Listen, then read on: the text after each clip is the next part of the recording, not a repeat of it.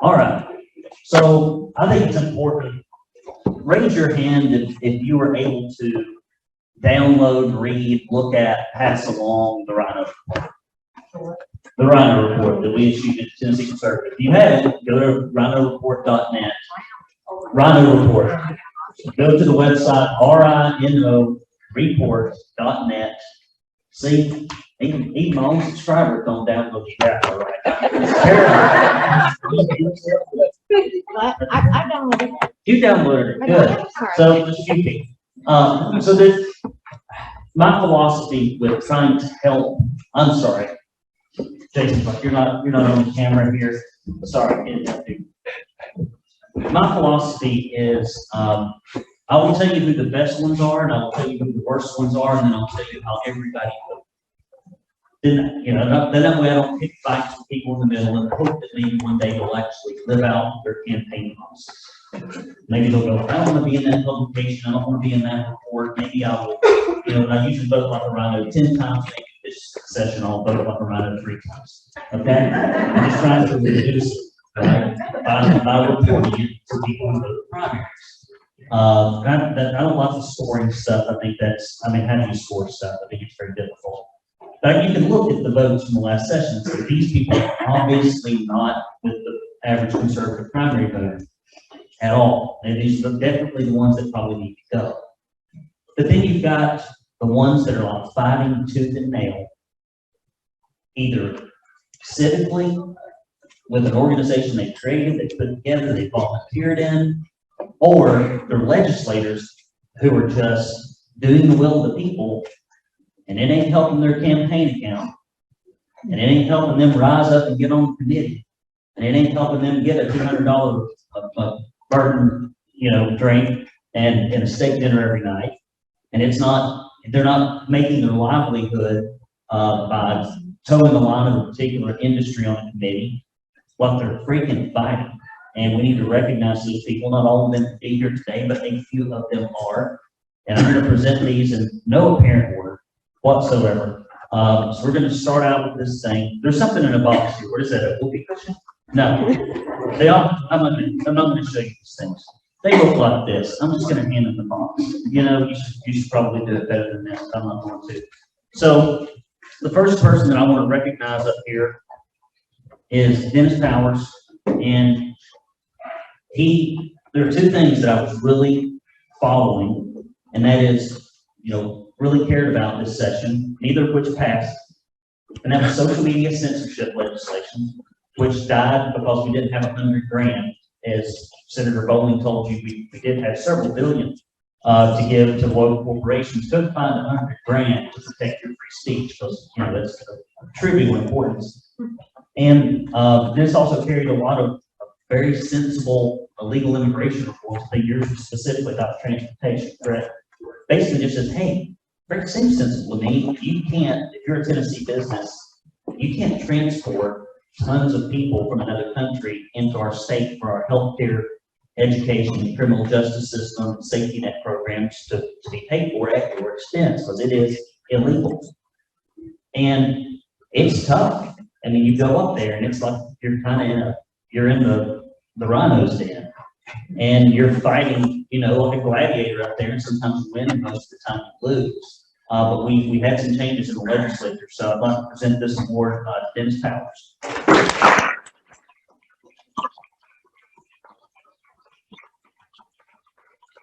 All right. Well, it gets neat when sometimes God calls the right person at the right time for the right office. And I believe in Tennessee, he called Robin Steeman for the moms in Williamson County, and that emboldened and encouraged other people in other counties to get in the fight.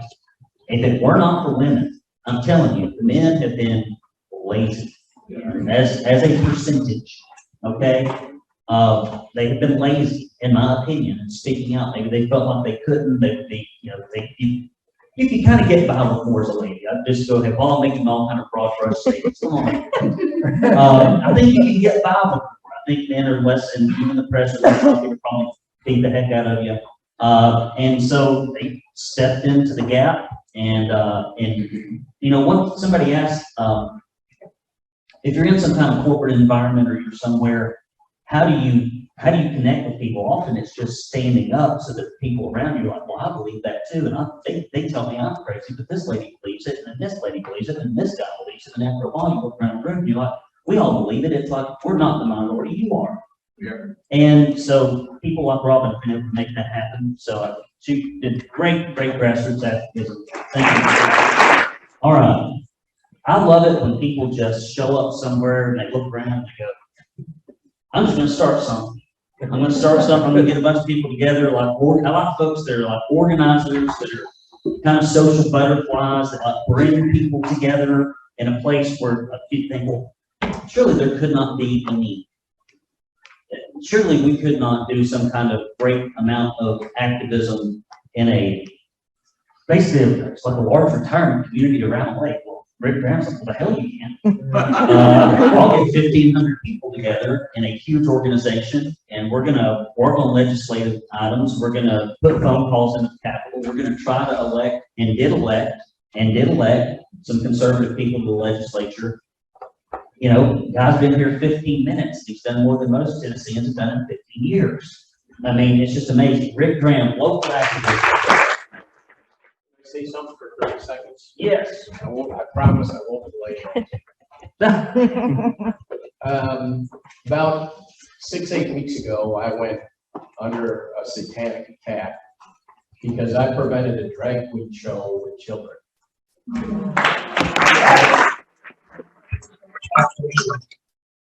Because Jesus Christ is my Lord and Savior, and I had a duty to fulfill. And I gotta say that it was horrific.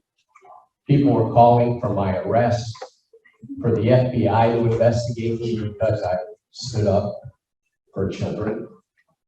But the one person who had to endure all of this was my beautiful wife.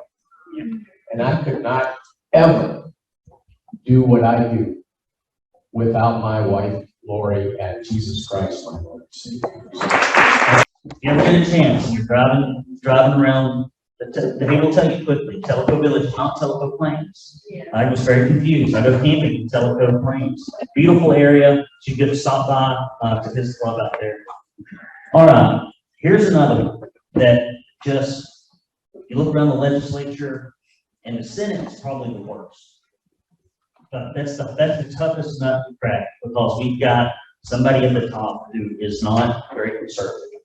He just isn't. The gentleman's not conservative in any ways. And so that's where often really good legislation in the House goes to die.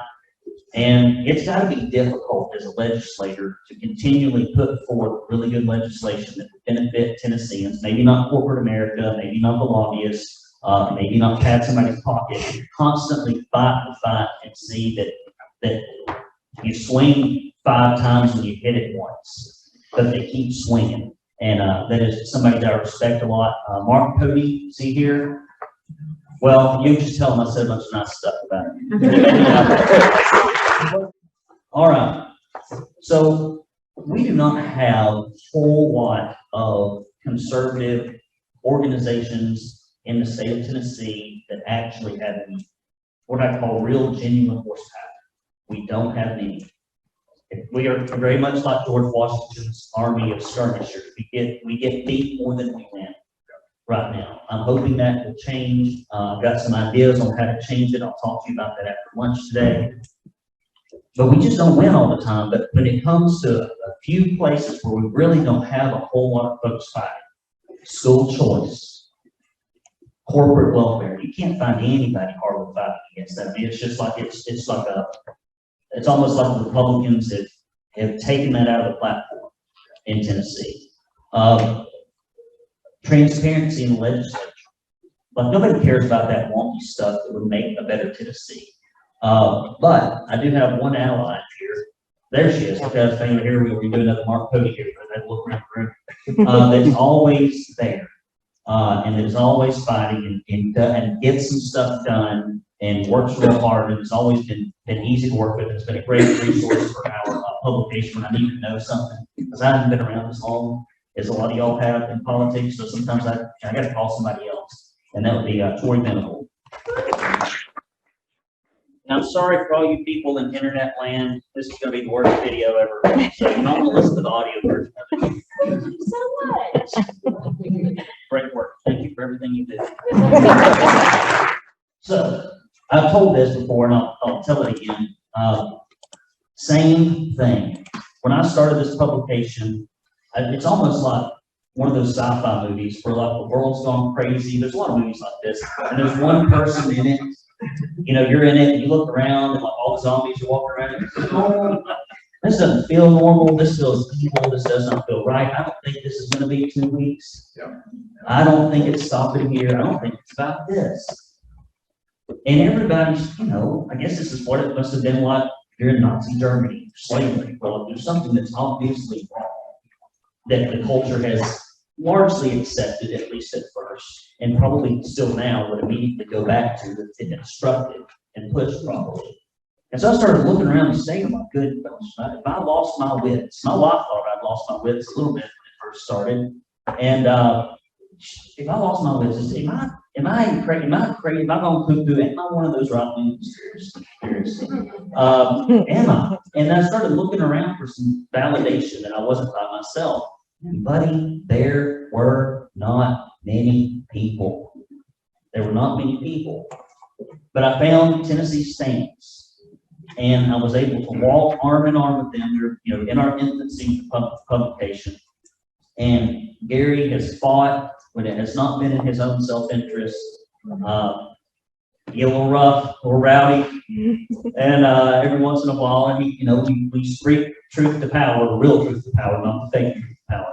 When you speak real truth to power, it's difficult, and it exacts a toll on you and your family, and your finances, and the whole 9 yards. And we need somebody to take those slings and arrows, and Gary has been happy to take them. I mean, he's like a porcupine at this point.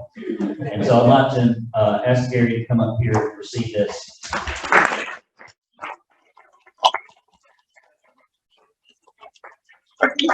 Last one here.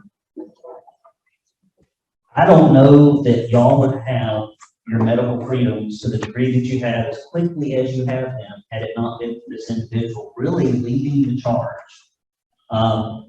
Sometimes it just takes a tough grandma that's not going to take the governor's bullshit. Excuse me, sorry. Sometimes it takes a tough grandma that's going to be like, I'm sorry, son, I don't think that's how it ought to be. I don't think that's what the Constitution says. And then when you stand up in a room when something's obviously wrong, somebody else stands up, somebody else stands up, and then, you know, get a couple other lawmakers together, and then you make a scene, and you bring it in front of the court of public opinion. It's got to be difficult when you're up there in an old boys corporate money club having to do things right all the time instead of doing it whatever's in your political self-interest. It's got to be challenging. And we're so fortunate, and I hope she never leaves the Senate, and I hope we can get some moving and changes up there. But Janice Spelman's just been phenomenal.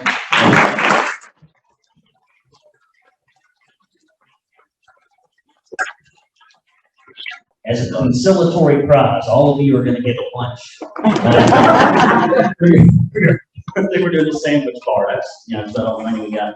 We were going to do the fillets, but then we realized we didn't have any money. And so